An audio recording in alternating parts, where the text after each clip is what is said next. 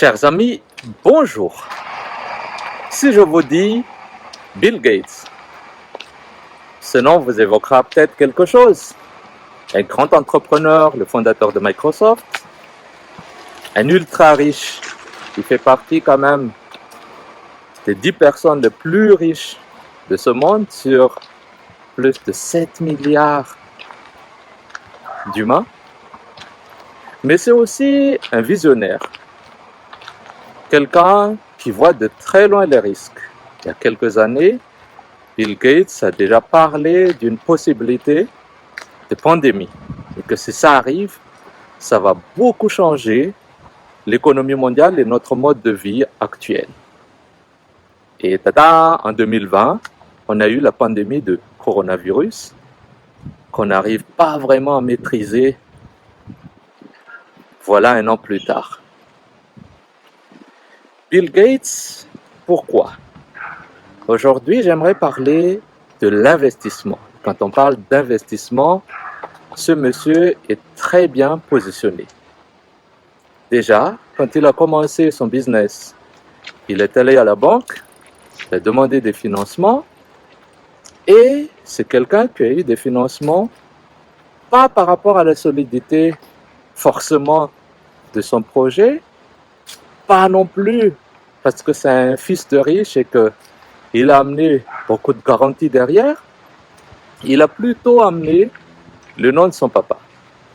Quand il est arrivé, quand le banquier a su que c'est le fils de Gates, le riche, c'était amplement suffisant pour pouvoir débloquer les fonds nécessaires dont il avait besoin.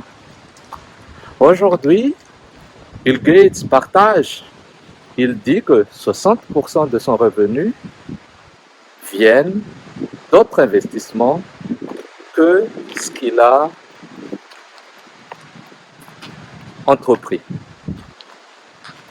Pourquoi il fait ça? Pour diversifier, pour diminuer les risques.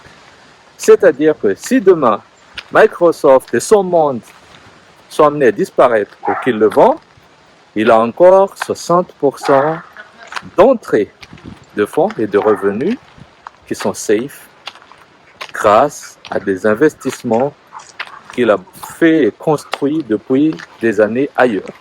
Aujourd'hui, nous allons parler de ces investissements. Bill Gates, au fait, nous a partagé qu'il y a 7 règles pour investir. Tout d'abord, il faut avoir des objectifs, des plans. Objectifs et plans. Est-ce que je fais des investissements pour un retour, un gain à long terme ou à court terme, avec beaucoup ou moins de risques? C'est par rapport à ces éléments qu'on choisit les outils qu'on utilise, les stratégies qu'on va adopter, et c'est là le point de départ de tout investissement selon Bill Gates. Deuxième conseil, c'est bien évidemment d'avoir des conseils. Quand on parle de conseils ici, bien sûr, pour les ultra riches, pour les millionnaires, ils peuvent se permettre de faire appel à un conseiller financé en investissement pour les aider. Mais pour nous, les hommes normaux qui ne sont pas super riches, il y a quand même quelques types de outils. Moi, je pense par exemple, on peut lire. Il y a beaucoup de blogs, il y a beaucoup de livres qui parlent d'investissement. Apprendre comment ça se passe. Deuxième chose, on peut intégrer des groupes ou des forums, ça peut être sur les réseaux sociaux. Beaucoup de gens parlent d'investissement, donc ce sont des échanges qui nous permettent de grandir, d'apprendre, d'avoir des informations sur comment ça se passe généralement dans le monde. Et bien évidemment, il y a aussi les outils audio-vidéo comme les podcasts, les vidéos gratuites sur YouTube, où on peut se former sur des tas d'investissements.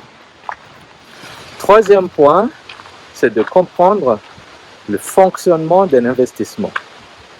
les 3 points que j'aimerais voir avec vous, c'est-à-dire comprendre déjà les risques. Tout investissement comporte un risque. Est-ce que ce sont des risques qu'on peut prendre?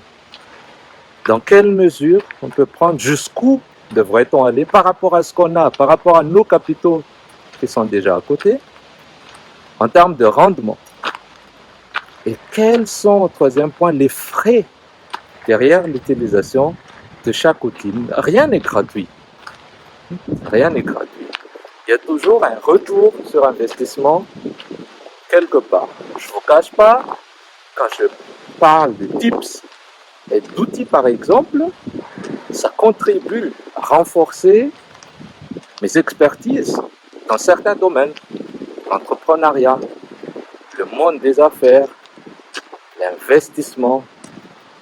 Bien sûr, ici, c'est gratuit, je le partage gratuitement, mais quelque part, il y a un retour sur investissement. C'est pour ça qu'il faut toujours savoir les outils, comment ça fonctionne. Il faut faire attention aux frais qui peuvent être cachés. Parfois, on utilise des outils, c'est pas mentionné, mais au moment où on reprend notre fonds, il y a des impôts à payer.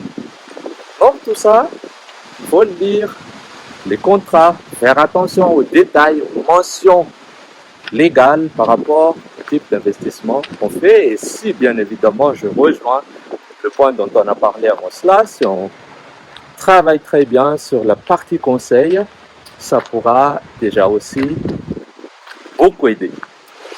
4e point, c'est de ne pas suivre les tendances. Il faut toujours se méfier des tendances, parce qu'il y a beaucoup de spéculation. Les spéculateurs, qu'est-ce qu'ils font? Ils achètent, ils font monter le prix d'une action, le prix de quoi que ce soit, enfin, de plusieurs choses. Et quand les gens investissent, ce qu'ils font après, c'est quand on atteint un somme assez conséquent, c'est intéressant, ils revendent. Et quand ils revendent, boum, tout tombe, tout s'écroule. Et voilà, par exemple, moi je parle là des actions parce que c'est un de mes investissements préférés. Bien évidemment, aujourd'hui on parle d'ETF, des matières premières, il y a beaucoup de choses sur lesquelles on peut investir. C'est à vous de voir. Moi, je prends toujours l'exemple. J'aime les entreprises parce qu'il y a des gens derrière. Il y a bien évidemment la valeur d'une entreprise en bourse n'est pas la vraie valeur parce qu'il y a les valeurs comptables et puis il y a les valeurs par rapport aux échanges. C'est les valeurs par rapport aux échanges qui sont affichées en bourse. Mais c'est plus ou moins. Il y a moins de risques selon moi.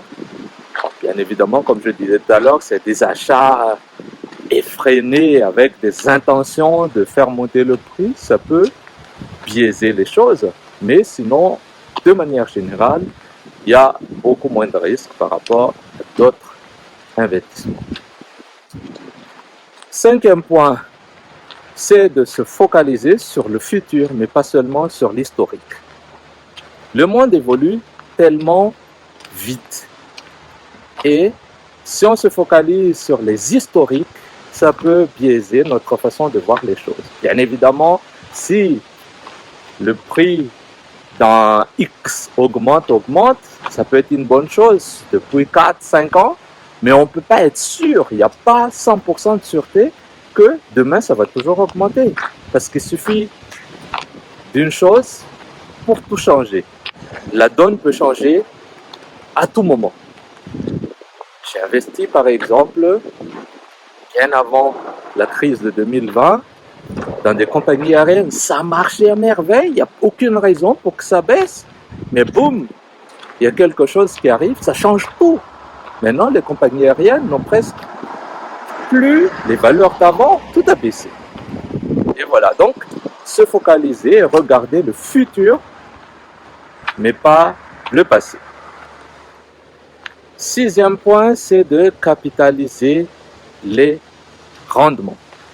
C'est-à-dire, si j'investis 100, ça donne 10 ou 20 de plus sur une certaine période, je réinvestis les 10 ou 20 de plus, capitaliser pour accélérer le volume de ce qu'on a.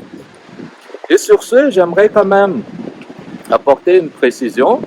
Généralement, pour gagner sa vie avec les investissements, il faut beaucoup d'argent. Donc, l'investissement n'est pas fait pour gagner sa vie, c'est fait surtout pour capitaliser ce qu'on a déjà. C'est-à-dire que les gens qui investissent doivent avoir une entrée d'argent ailleurs, mais pas forcément avec l'investissement. L'investissement, c'est pour garder notre capital et le mettre toujours en valeur contre l'inflation, par exemple.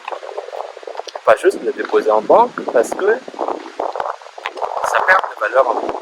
Je vous explique rapidement. Si, disons, on est à Madagascar, l'inflation est de l'ordre de 8-9%. La banque propose un dépôt avec un gain annuel en taux de 4-5%. Perdez de l'argent. Je prends toujours le 100 qui est facile. Si je mets 100 après une année, à la banque, ça fait 105 si la banque me donne 5% de plus, c'est-à-dire mon taux de gain est de 5%. Si l'inflation est de 9%, les choses qui coûtent de manière générale 100 aujourd'hui, dans une année, ça coûte 109. Donc avec mes 105, dans une année, je ne peux plus acheter des choses parce qu'ils coûtent beaucoup plus. Et c'est ça, c'est-à-dire que je deviens moins riche, je m'appauvris. Et c'est pour ça qu'on investit. On investit dans des choses qui sont plus valeureuses que l'inflation, qui nous permet de gagner plus, qui permet à notre capital d'évoluer. Aujourd'hui, il y a encore d'autres moyens qui permettent au capital d'évoluer de manière exponentielle. Quand on regarde les gens, et même maintenant c'est la tendance des riches qui ont investi dans des crypto-monnaies. Mais bon, il faut faire attention, il faut savoir les choses. Il faut apprendre, lire, écouter pour pouvoir ne pas se faire avoir dans ce genre de démarche. 7e et dernier point, c'est la diversification. Pourquoi diversifier? Diversifier pour minimiser les risques. On ne met pas tous les œufs dans le même panier, comme on dit.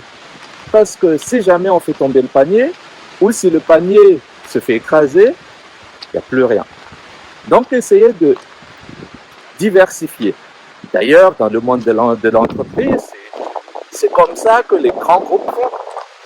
Ils investissent dans un secteur, dans un domaine, après il devient un conglomérat. Ils investissent dans des choses, dans des domaines en dehors de leur secteur actuel. Pourquoi? Si le secteur, par exemple, on prend l'exemple du transport, on est dans le transport aérien, par exemple. Demain, après-demain, il y a un problème avec le transport aérien. Si on n'a pas d'autre chose, tous nos capitaux peuvent disparaître ou perdre de la valeur. Donc, qu'est-ce qu'ils font? Ce qu'il faut, c'est qu'ils investissent aussi ailleurs. Ils investissent dans l'énergie, ils investissent dans l'agroalimentaire, ils investissent dans la distribution, etc., etc. Pour qu'il y ait toujours 2 ou 3 domaines ou secteurs qui fonctionnent pour permettre au groupe de fonctionner et de pérenniser sa vie, bien évidemment, tout en développant leur business. Donc voilà, c'était les 7 conseils de Bill Gates que j'ai animés un peu à travers des exemples concrets adaptés par rapport à nous dans la vie quotidienne. Et sur ce, je vous dis d'abord bon investissement et surtout à très bientôt. Au revoir.